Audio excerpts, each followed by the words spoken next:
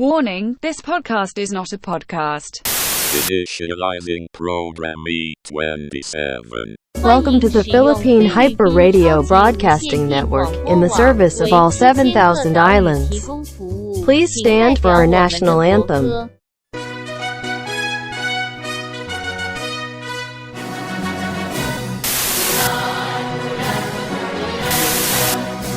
Warning, warning, hacking in progress. Attempting anti-hacking countermeasure.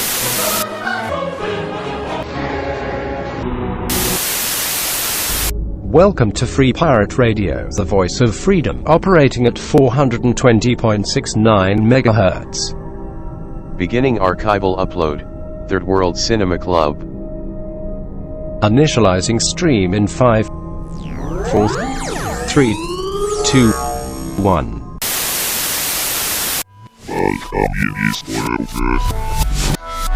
Welcome guys to Third World Cinema Club live. Wow. Yes. Live on Earth. Ganun. Oh my god. I'm John Tawasil from Present Confusion. I'm Princess Kinoko, Film Police Reviews. And I am Jim Paranal of Jimmy Kulat Ipapa.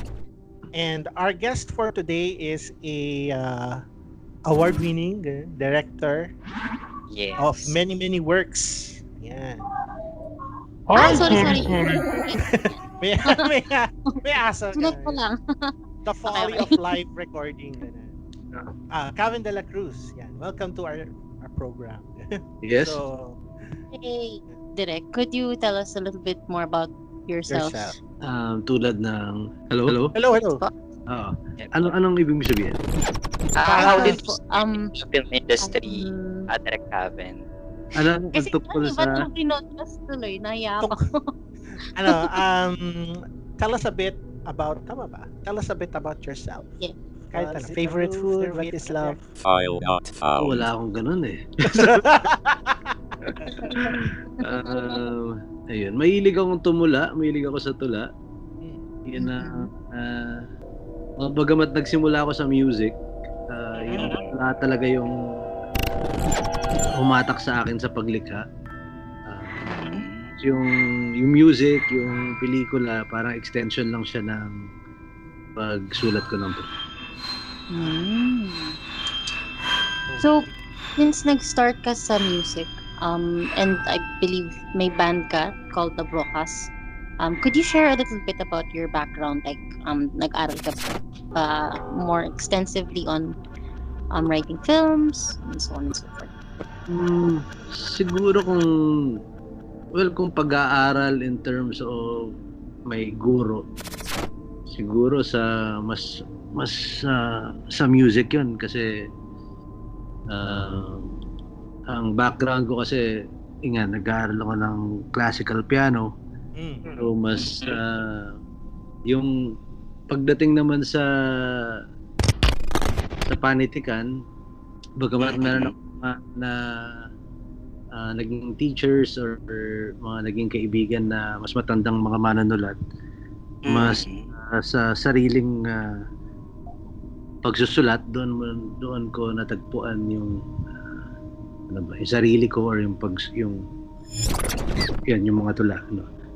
Sa pelikula siguro so music yung pinaka parang quote and quote pinag-aralan, sunod yung panitikan, pinaka hindi ko siguro pinag-aralan yung film.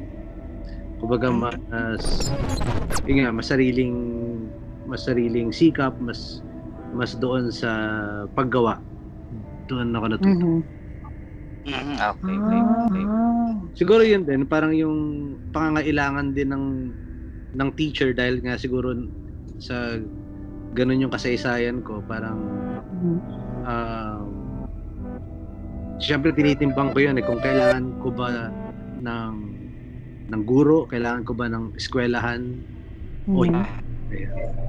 So, habang tumatagal, na-realize ko na hindi ko kailangan. Yeah, nice. Sorry, John, you have a question pala kanina. napansin ko yung mga films mo siguro around 2005. Yan yung start ng medyo mga digicam age na ng Philippine cinema. Well, doon nagsimula yung Cinemalaya 2005. Pero yung walang gumawa mga Pilipino ng films on digital video mga 2000 pa. 2000 pa. Nag-start ka ba with DV or sa film ka nag-start mag-film ng film? Nagsimula ako sa V8 or sa Video 8. Video 8. Video 8. Okay. May ginawa akong short film noon sa 16mm back 97, 98. Tapos yun, may ginawa ko yung This Is Not a Lost Film, yung mga sinaunang silent films, mga short films sa Super 8 tsaka sa 35. Pero yun nga, format lang naman yan. Hey guys, anong question? Ayun, ako kasi first time ko po kayo nakita sa sa .mov. So, first time ko rin kasi mag-attend ng film festivals noon. Aling da? Yung yung isa yung prior dun sa dedicated kay Alexis, tsaka yung dedicated na kay Alexis tsaka kay Nika. So, napanood ko doon yung 2009 or 10 yun. 2008. 2008 yun. Tapos bumili pa akong DVD doon.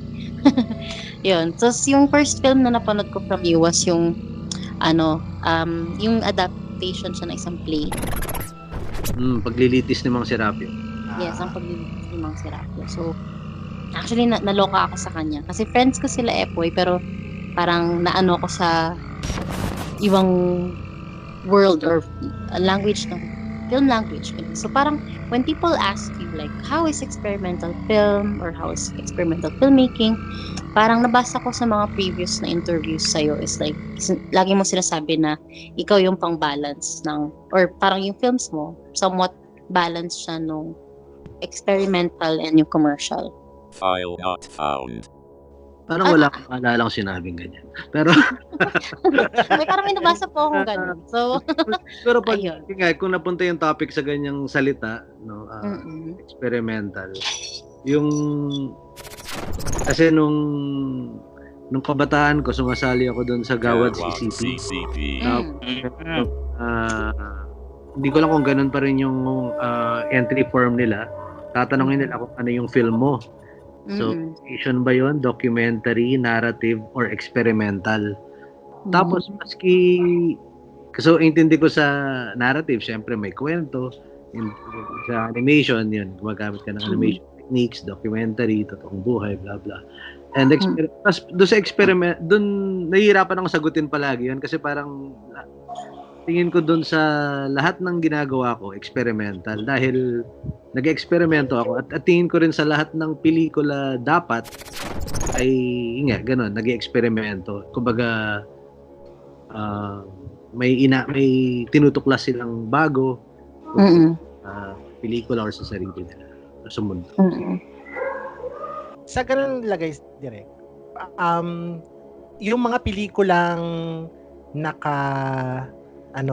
nakasalalay or nakadikit sa formula, yun ba yung makikita mo? Anong opinion mo sa mga ganong klaseng pelikula? Yung may sinusunod na mold na wala silang hinahanap na bago? Depende rin nun. Minsan kasi hinahanap ng katawan o ng kaluluwa mo or ng utak mo yung para kasing pagkain yan, no? So, minsan naghahanap ka ng popcorn. Tama. Naghahanap ka ng gourmet, o minsan baka naghahanap ka ng pagpag, o naghahanap, sa kung ano mang hinahanap ng sarili mo, no? Tapos, feeling ko may mga pelikula naman, bawat pelikula may tinutugunan siya sa bawat tao. Siguro ang pinaka-problema lang, nabanggit mo yung salitang balance kanina. Fair and balanced. Is yung pagka-imbalance ng Philippine theaters, no? Kasi paulit-ulit yung pinapalabas. Hindi ko lang kung 90+% is Hollywood. Tapos may ilang na dito very mainstream Filipino films.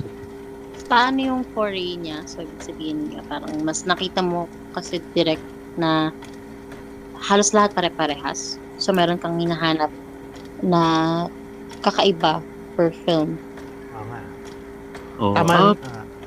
yung ano naman kasi kombinasyon yan, ano? Kasi hindi ka naman din pwedeng gumawa ng sobrang kakaiba kasi wala makakaintindi nun. Kung medyo kakaiba lang para sa iyo, at least baka may ilang tao sa planetang ito na masasakyan ka. Ayun. Kasi there are many ways of looking at it, ano? Kasi pwede mong tingnan na parang ba't ka gagawa ng isang bagay na nagawa na. So, kaya dun nga po pasok yung dictum ni na Ezra Pound na make it new. Make it new. Na, maski nga, sabi naman sa Ecclesiastes is, there's nothing new under the sun. Nga, papatuloy ka pa rin subukan, sumubok na makagawa ng bukhang bago. I see. Paano naman direct yung process? Could you share a little bit of the process or your process in making films? Like, does it have to have a complete beginning and end agad? Or na-discover mo ba siya on the shoot?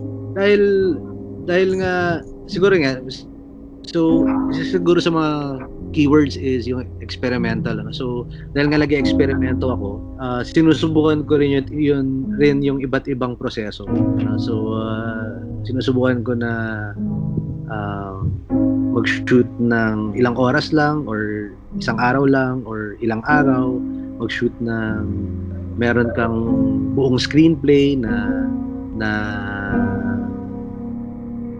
parang pareho ng itsura, maski pa paano ng Hollywood screenplays or ng classic na screenplays, or meron ka lang isang pahina ng kahit ano, pwede ka rin mag-shoot ng meron ka lang isang linya or isang imahen.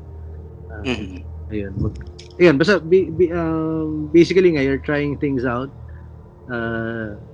para malaman mo which works, which doesn't work, etc.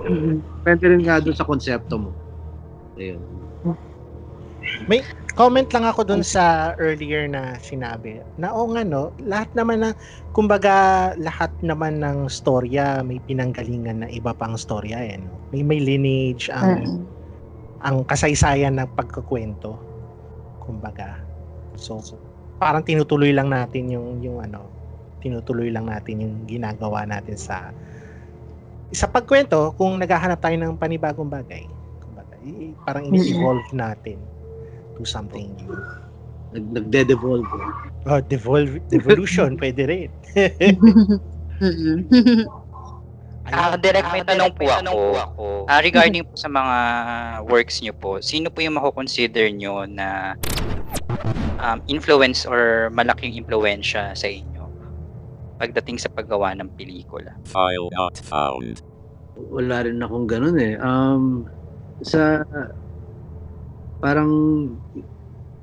Marami kasing magaling na filmmakers na patay tsaka buhay. Naapektuhan ka either consciously or unconsciously. At hindi lang sa pelikula yon, maaaring naapektuhan yung kung filmmaker ka, naapektuhan yung pelikula mo ng isang magandang music or libro or painting or karanasan. So parang ang punto is parang lahat ng parang yung influence ng isang filmmaker ay hindi siya ganun kadaling ipako sa isang sabihin mo ng auteur or isang mahusay na pelikula. Parang kasi kung ganun lang kasimple yung yung math, edi ayun, parang on my observation din sa other films mo, direct, parang built siya on on yun nga, parang society, experimental, pero for me, yung similar na narrative niya is yung oppression ng minorities dito sa Philippines. Since experimental yung films mo, pag ni-ratio siya like sa poetry and music, may ganun ka ba minsang atake? Like, kailangan, or unconsciously yung atake mo na parang may ratio siya ng numbering sa poetry when writing or producing films? Mga 12.6%. File not found. Walang ganun eh. Ayun. Parang gumagawa ka lang dahil gumagawa ka lang. Parang pakiramdaman lang eh. I mean, kombinasyon siya, no? I mean, siyempre, may mga araw na pinagmumunihan mo lahat yan, may mga araw na hindi. Tsaka siguro sa sandali ng paglikha, tinapon mo na lahat yung mga, lahat ng diskurso, lahat ng konklusyon, ayun, at hinaharap mo lang yung nasa harap mo. Okay. Direk sorry. May Go. meron akong nabasa about yung ginawa niyo sa film festival sa Rotterdam, yung Simulacrum Tremendum.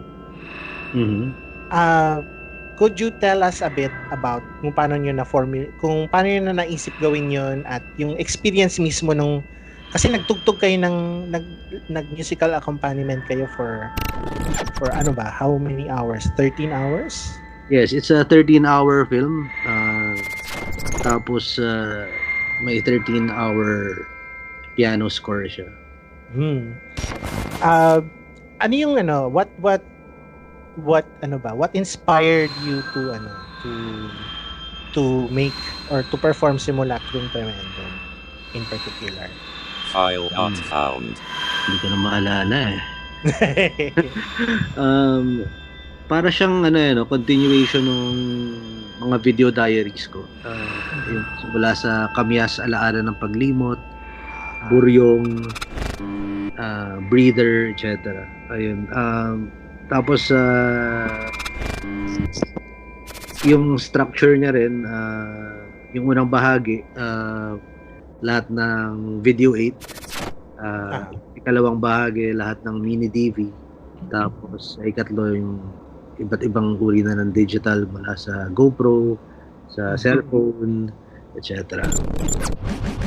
Ayun. Ano yung parang thought process into parang splitting it into different, yung ginugrupo mo yung mga formats together? Parang is it para a function of time or structure lang? Tapos may parang, syempre hindi ko naman siya napanood. Hindi naman ako pumunta ng Rotterdam noong 2015. Pero yung pagka 'di ba? Sana lang eh. Yung pagka-construct kasi niya, interesting na by providing yung accompaniment, parang binibigyan, parang may parang pagka-intimacy siya na kakaiba. Kasi nandun sa harap mo yung performer, yung taong pinag-uusapan nung mga kwento na nakikita mo sa screen. Albeit for 13 hours. Pero yun talagang parang realization siya nung pag-create ng something. Parang ganun. Wala lang. Hindi naman siya tanong, observation lang siya. Ayun. Yung pelikula rin yun, regalo ko yun doon sa kaibigan kong si Gert-Jan Zuelov, yung programmer ng Rotterdam. Kasi huling niya yun that year. I see.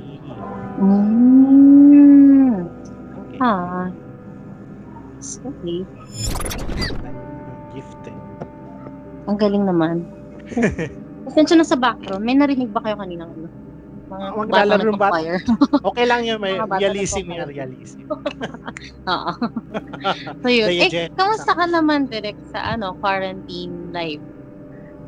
So, may mga projects ba na parang pending muna habang may ganitong lockdown? File not found. Wala naman. Mm-hmm. Very productive. Mga sulat-sulat pagsusulat ka ng screenwriting, scriptwriting.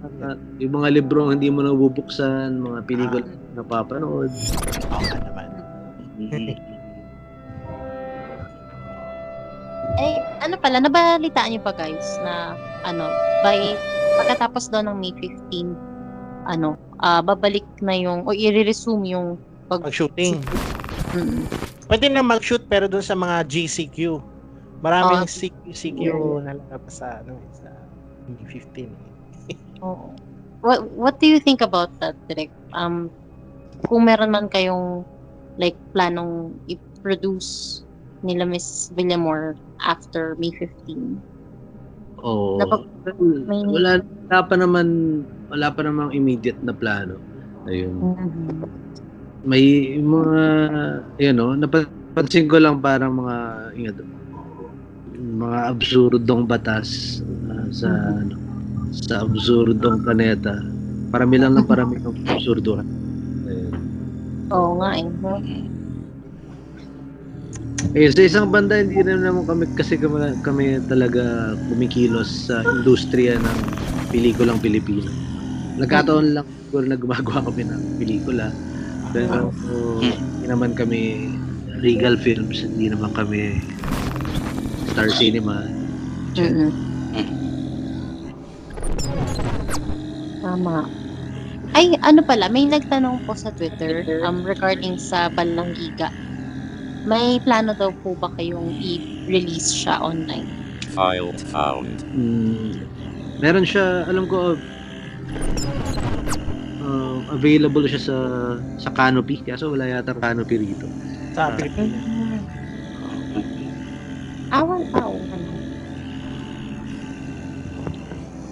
Direct, speaking of Balanggiga, paano nyo po siya pinitch or present sa Q Cinema? File not found. Hindi ko na rin maalala. Yung lumang proyekto na kasi siya. Tapos pinadala lang namin yung script na sobrang nagustuhan nila. Kaya napilitan kaming gawin that year. Diba ito yung nagkaroon siya ng rating sa CED. How? 0 rating siya sa CED. During TPP ito Oo. Could you share with us po if you could remember yung process nung in-announce or sinabi po sa inyo na bibigyan siya ng 0 na rating? Somewhat na-expect. Pero may CEB. Wala na yatang CEB, May CEB pa ba?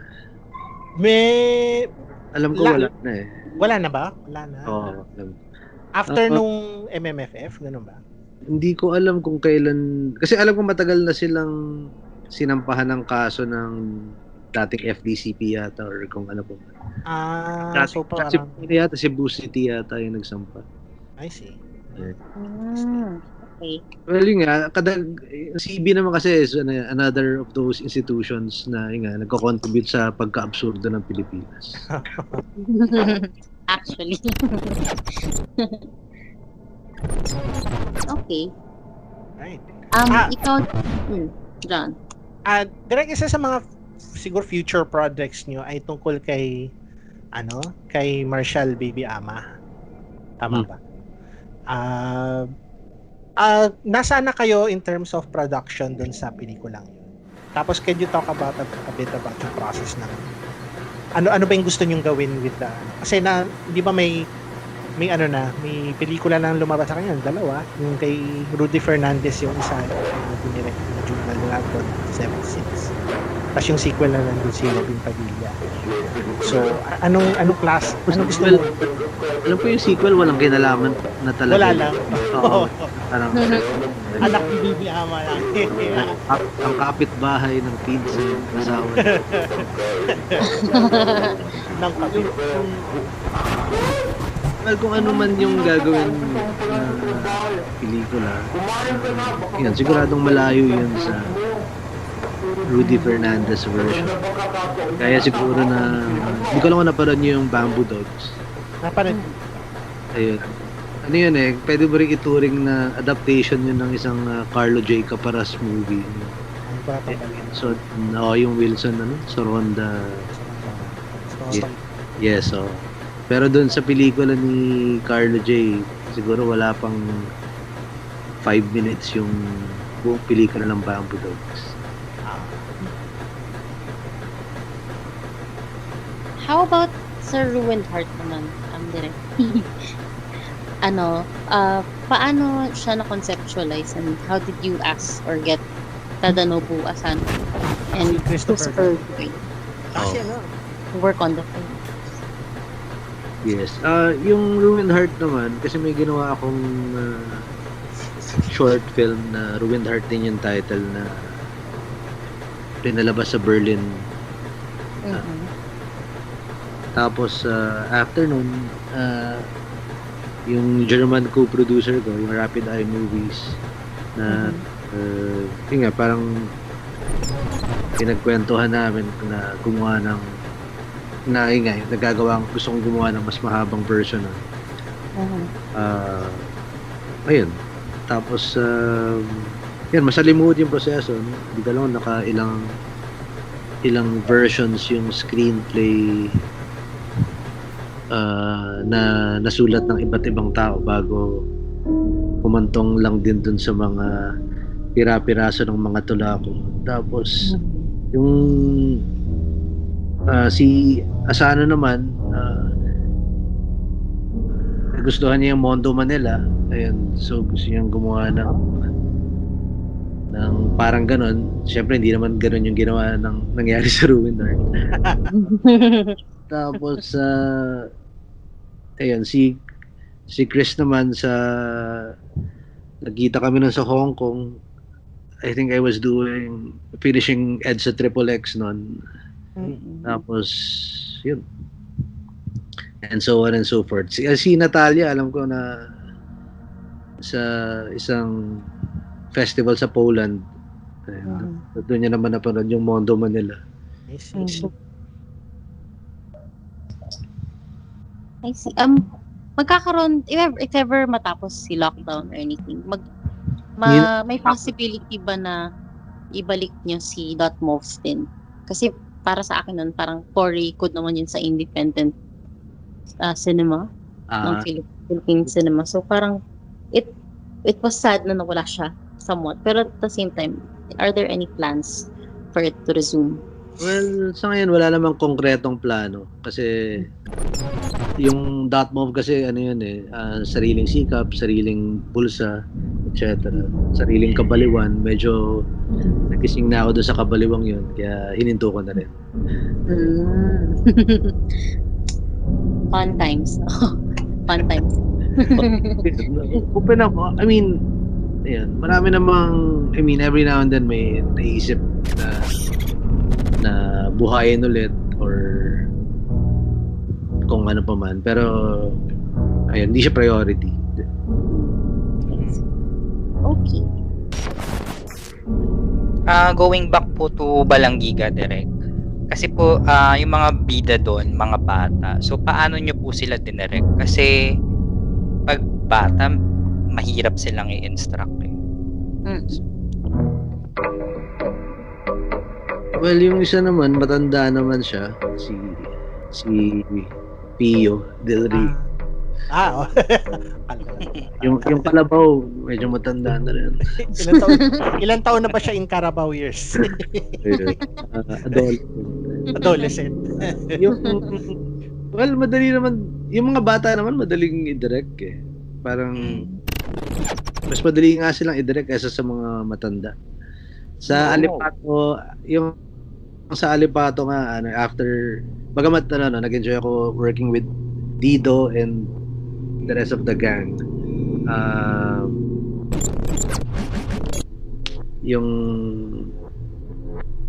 After Alipato, parang naisip ko, parang okay din na tinuloy ko na lang yung kwento ng mga bata. Yun, kailangan din syempre as a director na yung inner child mo kumbaga buhay para nakaka-connect ka rin sa kanila.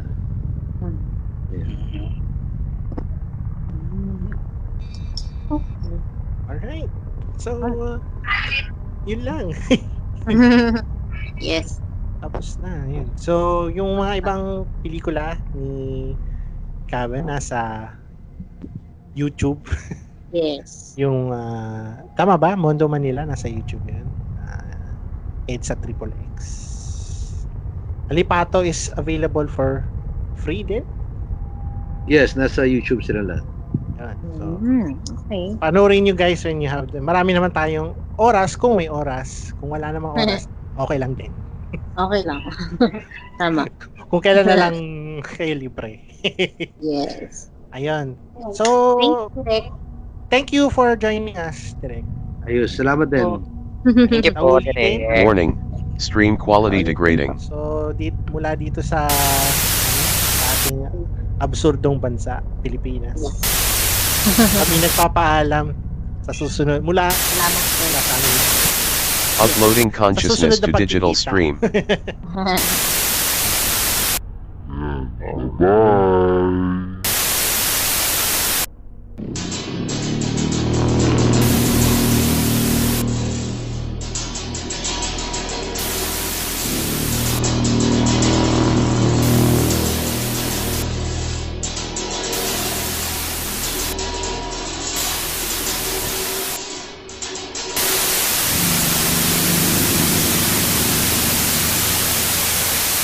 It is now time for the new and improved 3 o'clock prayer.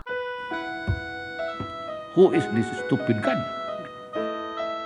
Stupid God? Stupid God? Stupido talaga itong putang akong ganun. Stupid God? Stupid God? Stupido talaga itong putang akong ganun. Stupid, stupid, stupid, stupid, stupid.